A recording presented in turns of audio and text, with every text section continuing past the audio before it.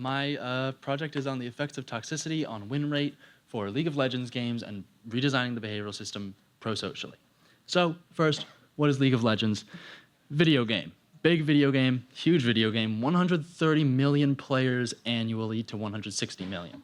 The basics of it is there are two teams, there's 5 players on each team, and the only method of communication in this game is text chat or pings, which is a kind of custom little quick idea that you can send to a teammate succinctly. And critically, no voice chat. You cannot communicate to your teammates with your own voice like I'm doing with you right now, and what makes me recognizable to most of you. And critically, that's one of the big things here is something called the online disinhibition effect. Online disinhibition effect is an effect that happens when we can't recognize another person online as another person due to not being able to see their voice, their face, and removing some of the key elements that allow us to make that identification. And it results in people being generally more aggressive, or at least more willing to be aggressive and lash out online specifically. And another key detail about this game is that it's in a genre called a MOBA, Multiplayer Online Battle Arena, which is only key because it is heavily associated with deep strategy and heavy decision-making in these games. This is the collage of doom. I want to set the tone here and just say that the toxicity that I'm talking about is not normal human communication and not positive in any light. So you can get a glance for yourselves here. I don't think I have to explain a lot of this. We've got someone yelling at their teammate for a bad play they made. We've got other people telling someone to report their teammate. Someone telling someone specifically on the right there, the one line, that the enemy players on the opposite team should go to this one person's online stream of the game so that they can gain access to information that they would never have otherwise. So it's like having a guy on your side of the ward tell someone to spy on you. It's a crazy thing. But what I was able to do is I was able to get a talk with Wes Hart at the head of player dynamics at Riot Games. And Riot Games, the company that produces League of Legends, has a bespoke kind of team called Player Dynamics, which handles all of the behavioral aspects of the game, the development of the system that punishes players that are being bad and rewards players that are being good, to put it briefly. And he has 3 kind of key ideas that I wanted to highlight here from the meeting, that he is primarily designing to be prosocial. He's one guy at a company, so he can only achieve so much, and he has bigger dreams than what the company can move with quickly. But he wants to create a system where players are encouraged, not just through the system, but even by existing in the same place as each other, to interact positively with each other, to encourage each other, and not to find problems or enemies on your own team. And another key thing that I think you would want me to mention probably is that only 5% of players are toxic. I did give you guys just a glimpse of harrowing things, but only 5% of players are consistently like that. Most of the time, it's an individual outlash or something very specific about the nature of the game. So I wanted to look at this. I wanted to look at the win rate, and to do that, we need to define toxicity with specific parameters. I did this by dividing the parameters into 2 specific categories: game mechanics and social mechanics.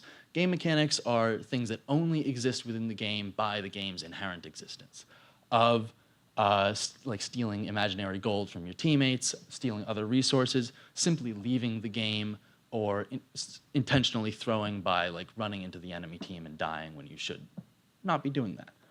Social mechanics are everything else, everything integral to human communication.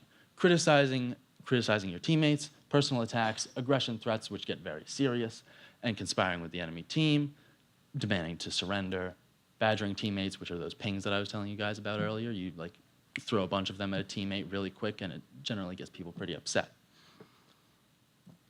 So, what's the study? I went crazy and I watched 100 of these games. I coded these behaviors on a scale of 1 to 5. So if someone said, that was terrible, I might code that as a 1 or a 2 for criticism of poor play. And if it gets really severe, I would go up to a 5. This takes into account the frequency of the behaviors, the severity of the behaviors, and the duration of the behaviors. And off those, I calculated a total score for each individual game. The average, as you can see on that right graph there, tends to be around like about 5, and it's heavily skewed to one side.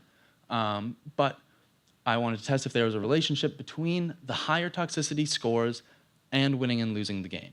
This sample critically was taken only, I took a broad sample, but the sample that I statistically tested on was taken only from the games where the team that I was recording was winning in the early game.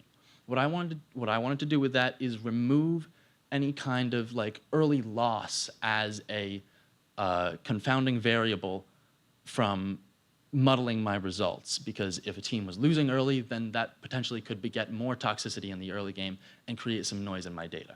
So the analysis I conducted is strictly on that sample that I'm describing. My hypothesis is that the games with a total toxicity score above the mean have significantly lower win rate compared to the games with below average toxicity.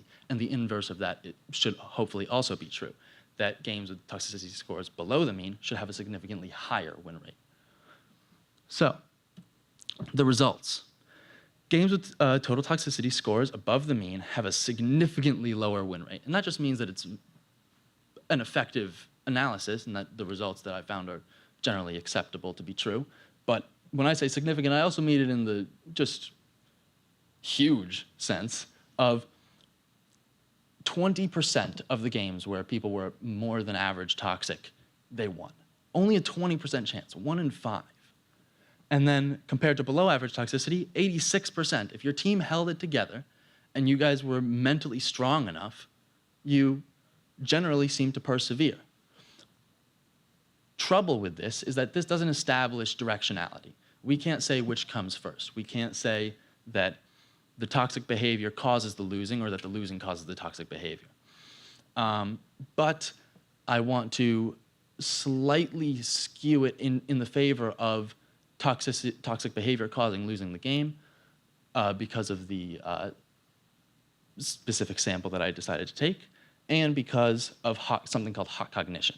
Hot cognition was researched in a paper that details that when you make strategic decisions, being very emotional in the moment and angry or upset, or it allows you to make rash decisions, and it reduces the quality of the strategic decisions you make. And as I said earlier, this game is rife with strategy. There's nothing but strategy in this game. So people get upset. People say things like you saw in the Collage of Doom, and as a result, hypothetically, their strategic decisions become of a lower quality. They're more willing to sacrifice the game to prove a point to their teammate, maybe, which is something that happens frequently. So people say, he doesn't deserve to win the game, despite the fact that they're also on the same team and they'll lose the points, and it's no good for anybody, and it's really confusing, which is why I did it in the first place, because I just really dislike it. So, the current behavioral system, honor and the reverse tribunal, as I'm calling it. So, honor, really quick, you guys all remember from kindergarten and first grade the stoplights? Yeah, that's the honor system. Same exact principle, no changes. If you're bad, you get a low honor. If you're good, you get a high honor. If you're okay, you get a middle honor. And if you're good, you get rewards for that. And if you are not behaving well, then you're restricted from some parts of the game. And the current state of the report ban loop is critical here, because generally people will get reported for a behavior. They will have to take like 2 weeks off on the account, maybe, that'll be the punishment. Then they go back to it and they don't modify anything about their behavior. Because really there wasn't any learning happening in that process. Also, because you can make another account. Critically, you can just avoid the punishment entirely.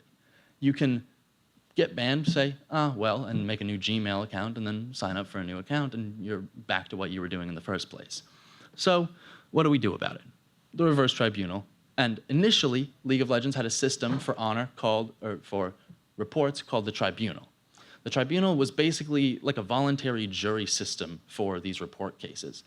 What happens here, a player submits a report against another player, and basically a jury of their peers willingly accept the case, judge the charges against the evidence, the game recording, basically the same thing that I did, and levy a judgment along with all their other peers, and then either a computer system or a tailored person at Riot takes that decision and makes a final judgment on whether or not to pass the ban. Part of what they were doing with this is training an AI model to be able to identify some of these cases, which they've recently released and has had a lot of success. But what I want to do here is use this principle in reverse. So instead of using this just to levy judgment, what we want to do instead is, if someone is reported, and if that report goes through, which it very frequently does, that person kind of goes on something similar to probation, where basically, if you say make a criticism against a teammate and it's found to be true and you can be reported and sanctioned for it, then you will maybe have to say like 3 nice things to your teammates, which sounds really funny, but it gives people an opportunity to actually engage with positive behavior and see it modeled in their games. Critically, you don't really see a lot of positive behavior. And even when it is, it's small. People are afraid to get hurt in these games. Like, emotionally, I mean. So we want to emphasize positive behavior and reward it here. And by modeling that behavior, I think that's achievable. And what is another part of the reverse tribunal, hopefully, would be the, again, involvement of community members in being those adjudicators, again, those probation officers, essentially, where they would accept one of these cases, and if that person has interacted positively with the community, they say yes. Because another problem with this honor system is that it's really difficult to build it back up again.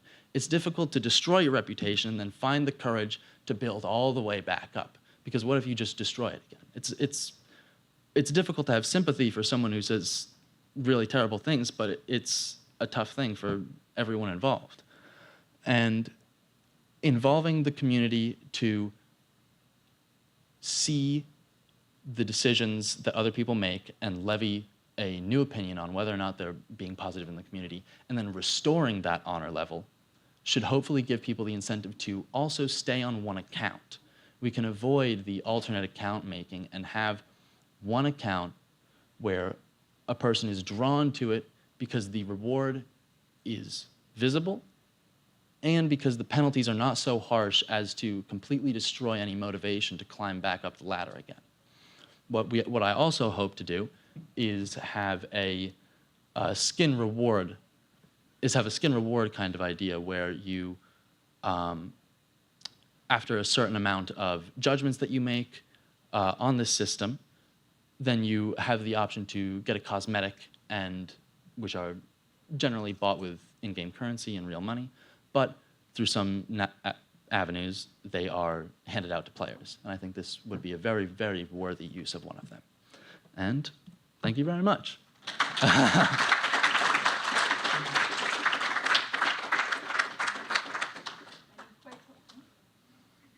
quick questions for Reilly?